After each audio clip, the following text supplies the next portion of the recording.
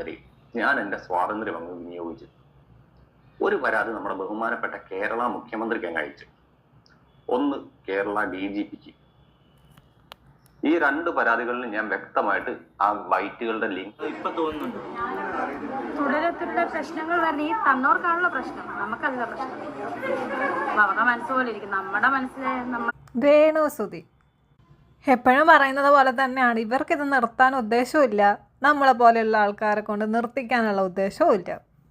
ഈ വിഷയം കേൾക്കുമ്പോൾ എല്ലാവർക്കും ദേഷ്യം വരുന്നത് എനിക്കറിയാം. പക്ഷെ എന്ത് ചെയ്യാനാ, ഇവരുടെ കയ്യിലിരിപ്പോൾ ഓരോ ദിവസവും ഓരോന്നായിട്ട് ഇങ്ങനെ പുറത്ത് വരുമ്പോൾ ഇവരുടെ വായിൽ നിന്ന് വരുന്നുള്ള സംസാരമൊക്കെ കേൾക്കുമ്പോൾ എങ്ങനെ മിണ്ടാതിരിക്കും. ഏതോ ഒരു ഇനാഗ്രേഷന് പോയപ്പോൾ വന്ദേ മാതരം എന്നുള്ളത് വന്ദേ ഭാരതം എന്നൊക്കെ വിളിച്ച് പറഞ്ഞിട്ടുണ്ടായിരുന്നു. ഇതിൻ്റെ പേരിൽ ഒരു യൂട്യൂബർ മുഖ്യമന്ത്രിക്കൊക്കെ കംപ്ലൈൻറ്റ് കൊടുത്തിട്ടുണ്ട്. കയ്യിലിരിപ്പിൻ്റെ എവിടെയെങ്കിലൊക്കെ പോയിരുന്നിട്ട് എന്തെങ്കിലുമൊക്കെ വിഡ്ഢിത്തം വിളിച്ച് പറയുന്ന കൂട്ടത്തിൽ രാജ്യത്തെ തന്നെ അപമാനിക്കുന്ന രീതിയിൽ ഓരോന്ന് വിളിച്ചു പറഞ്ഞു കഴിഞ്ഞാൽ എങ്ങനെ ഇരിക്കും? അതിൻ്റെയാണ് ഇവർക്ക് ഇപ്പം ഈ കിട്ടിക്കൊണ്ടിരിക്കുന്നത്. ഇന്ത്യൻ പൗരൻ എന്ന നിലയിൽ ഞാൻ എൻ്റെ സ്വാതന്ത്ര്യം അങ്ങ് വിനിയോഗിച്ചു. ഒരു പരാതി നമ്മുടെ ബഹുമാനപ്പെട്ട കേരള മുഖ്യമന്ത്രിക്ക് അങ്ങ് അയച്ചു, ഒന്ന് കേരള DGPക്ക്. ഈ രണ്ട് പരാതികളിലും ഞാൻ വ്യക്തമായിട്ട് ആ ബൈറ്റുകളുടെ ലിങ്ക് ഉൾപ്പെടെ അയച്ചു കൊടുക്കുന്നുണ്ട്. അതിനകത്ത് ഞാൻ വ്യക്തമായിട്ട് ആ പരാതിയിൽ പറയുന്നുണ്ട്, രേണുസുധീനെ ഒരു മാധ്യമ പ്രവർത്തകൻ ഇരുത്തുന്നുണ്ട്. അത് വന്ദേ മാതരമാണെന്ന് പറഞ്ഞിട്ട് പോലും അവര് ആ തെറ്റി പറഞ്ഞ കാര്യങ്ങൾ വീണ്ടും ആവർത്തിക്കുകയും അതുകൂടാതെ വന്ദേ മാതരത്തെ വീണ്ടും വികലമാക്കി പറയുകയും ചെയ്തിട്ടുണ്ട്. അയാൾ അത് തിരുത്തി പറഞ്ഞു കൊടുക്കാൻ ശ്രമിക്കുമ്പോൾ പോലും എനിക്കെന്താ ഇങ്ങനെ പറഞ്ഞൂടെ എന്നുള്ള രീതിയിലാണ് രേണുസുധി അവിടെ സംസാരിച്ചിരിക്കുന്നത്. ഒരാളൊരു കാര്യം ഇങ്ങനെയല്ല എന്ന് പറഞ്ഞ് മനസ്സിലാക്കി കൊടുക്കുമ്പോൾ അത് അംഗീകരിക്കാനുള്ളൊരു മനസ്സ് പോലും രേണുസുധിക്ക് അവിടെ ഇല്ല. രേണുസുധിക്ക് എന്താണോ ആ സമയത്ത് തോന്നുന്നത് അതാണ് രേണുസുധി വിളിച്ചു പറയുന്നത്. അതാണ് സ്വന്തം ലൈഫിൽ പോലും പറ്റുന്നത്. മെൻഷൻ ചെയ്തുകൊണ്ട് തന്നെയാണ്, അതായത് അവരെന്താണോ വികലമാക്കി പറഞ്ഞത് അത് തന്നെ മെൻഷൻ ചെയ്തുകൊണ്ടാണ് ഞാൻ ആ പരാതി എത്തിയിരിക്കുന്നത്. അതെന്തായാലും ഞാൻ എൻ്റെ നാവ് കൊണ്ട് പറയത്തില്ല, കാരണം ഞാനൊരു ഇന്ത്യക്കാരനാണ്. ഞാൻ എൻ്റെ രാജ്യത്തിന്റെ ഓരോ സിമ്പിൾസിനെ അത്രത്തോളം ബഹുമാനിക്കുന്ന ഒരാളാണ്. അതുകൊണ്ട് തന്നെ ഈ ഒരു വിഷയത്തിൽ ഞാൻ പരാതിയുമായിട്ട് രംഗത്ത് പോയിട്ടുണ്ട്. അതിന്റെ ബാക്കിയുള്ള അപ്ഡേറ്റ്സ് ഞാൻ വരുന്ന ദിവസങ്ങളിൽ നിങ്ങൾക്ക് നൽകുന്നതായിരിക്കും. ഇതിപ്പോ എനിക്ക് സോഷ്യൽ മീഡിയ റീച്ചിന് വേണ്ടിയിട്ടൊന്നുമല്ല, എനിക്ക് ഈ യൂട്യൂബ് കൊണ്ട് ജീവിക്കേണ്ട ഗതികേടുമില്ല. ഞാൻ നല്ല അന്തസ്സായിട്ട് ജോലി ചെയ്ത് ജീവിക്കുന്ന ഒരാളാണ്. കാരണം രേണുവിനെ കുറിച്ച് എന്ത് ചെയ്താലും രേണുവിനെ കുറ്റം പറഞ്ഞ് കഞ്ഞി കുടിക്കുന്നു എന്ന് പറയുന്ന ദരിദ്രവാസികളോട് പറയാൻ വേണ്ടിയിട്ടാണ്. അത് സത്യമാണ്. രേണുസുധിനെ കുറിച്ച് എങ്ങാണ്ട് വീഡിയോ ചെയ്ത് കഴിഞ്ഞാൽ അടുത്ത സ്പോട്ടിൽ വരും, നീ അവരെ വിറ്റ് ജീവിക്കുന്നു, അവരെ ജീവിക്കാൻ വിട്, എന്തിനോ അവരുടെ പിറകെ നടക്കുന്നത്, ബ്ലാ ബ്ലാ ബ്ലാ. എടോ, അവരുടെ കയ്യിലിരിപ്പാണെടോ അവർ പറയുന്നത്. ആ കയ്യിലിരിപ്പാണ് ഞങ്ങളുടെ അടുത്ത് റിയാക്ട് ചെയ്യുന്നത്. അവരടങ്ങി ഒതുങ്ങി എവിടെയെങ്കിലും മൂലക്ക് പോയിരുന്ന വല്ല പ്രശ്നമുണ്ടോ? അവരവരുടെ ജോലി ചെയ്തോട്ടെ. പക്ഷേ പോകുന്നിടത്തൊക്കെ ഈ സോഷ്യൽ മീഡിയനെ വിളിച്ചുകൊണ്ട് പോയിട്ട് അവിടെ ഇരുന്ന് പ്രസംഗിക്കുമ്പോൾ പിന്നെ നമ്മൾ എന്തോ ചെയ്യണം? അവരുടെ വായിൽ നിന്ന് വീഴുന്നതോ? ഈ വാ പോയ കോടാലി എന്ന പോലെയാണ് രേണുസുധി. ആ സമയത്ത് എന്താണോ തോന്നുന്നത് അത് വിളിച്ചു പറയും. ഒരു പ്രശ്നമില്ല വിളിച്ചു പറയുന്നത് രേണുസുധിക്ക്. പിന്നെ ഞങ്ങൾക്ക് റിയാക്ട് ചെയ്യുന്ന ആൾക്കാർക്കാണോ പ്രശ്നം? ഈ ഒരു കേസിന് നടപടി എടുക്കണം എന്ന് തന്നെയാണ് എൻ്റെ അഭിപ്രായം. കാരണം സോഷ്യൽ മീഡിയയിൽ വന്നിട്ട് ഇതുപോലെ വൃത്തികേടുകൾ വിളിച്ച് പറയുന്നവർക്കെതിരെ കേസെടുക്കുക തന്നെ വേണം. ഇവർക്ക് ഒരാൾക്കെതിരെ കേസ് എടുത്തു കഴിഞ്ഞ് കഴിഞ്ഞാൽ ഇനി ഇതുപോലെ തെണ്ടിത്തരം കാണിക്കാൻ നിൽക്കുന്ന ആൾക്കാർക്ക് ചെറിയ പേടിയൊക്കെ കാണും ഇനി ചെയ്യാൻ. രണ്ടാമതല്ല മൂന്നാമതാണെന്നാ പറയുന്നത്.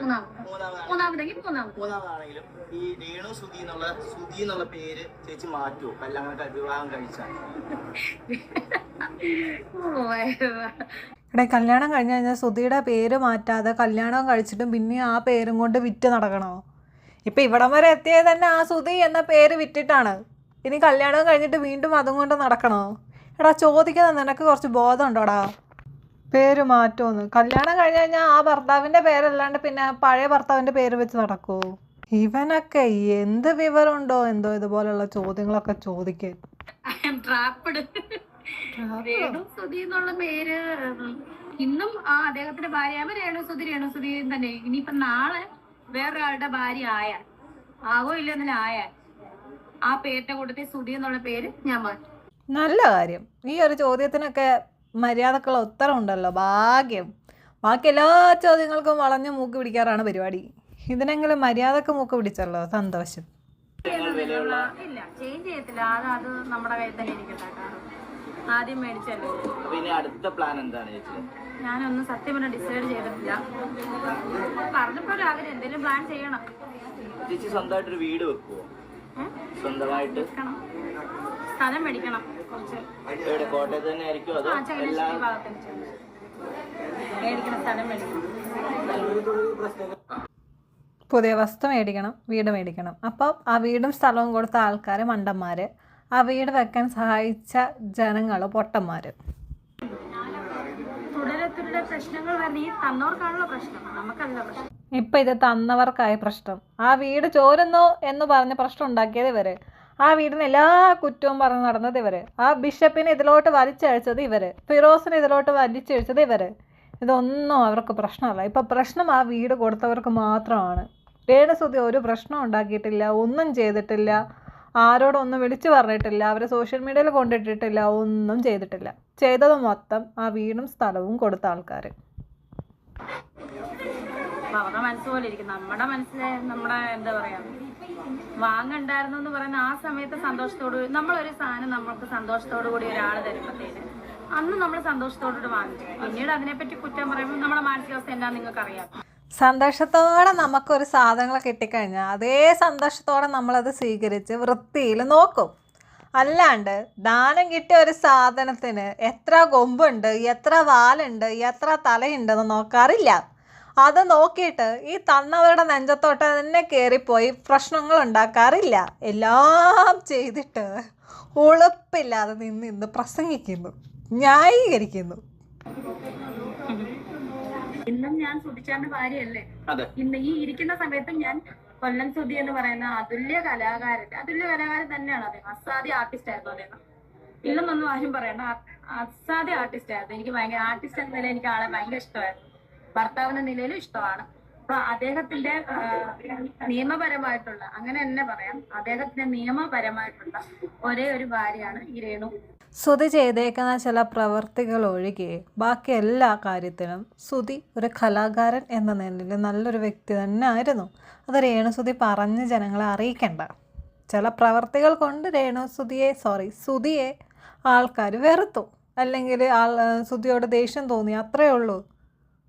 എന്ന് പറയുന്നത് ഈ രേണുസുതി അല്ലെങ്കിൽ രേഷ്മ പി തങ്കച്ചൻ, നിങ്ങൾ കമന്റ് ഇടുന്ന രേഷ്മ പി തങ്കച്ചൻ. ഓക്കെ, അപ്പം ഇന്നും ആ അദ്ദേഹത്തിന്റെ ഭാര്യയാകുമ്പോൾ രേണുസുതി തന്നെ. ഇനിയിപ്പം നാളെ വേറൊരാളുടെ ഭാര്യ ആയാൽ നിങ്ങൾ വേറെ കല്യാണം കഴിക്കുകയോ ജീവിക്കുകയോ അതൊന്നും ഇവിടെ പ്രശ്നമല്ല. പക്ഷേ സോഷ്യൽ മീഡിയയിലെ ഫ്രണ്ടിൽ വന്നിട്ട് എന്തെങ്കിലുമൊക്കെ വിളിച്ചു പറയുമ്പോഴേ ഇനിയെങ്കിലും സ്വന്തം നാവിനെ ഒന്ന് സൂക്ഷിക്കുക. കാരണം എവിടെ നിന്നൊക്കെ ആൾക്കാർ ഏതൊക്കെ രീതിയിൽ പ്രതികരിക്കുമെന്ന് പറയാൻ പറ്റത്തില്ല. അതുകൊണ്ടാണ്. ശരി എന്നാൽ.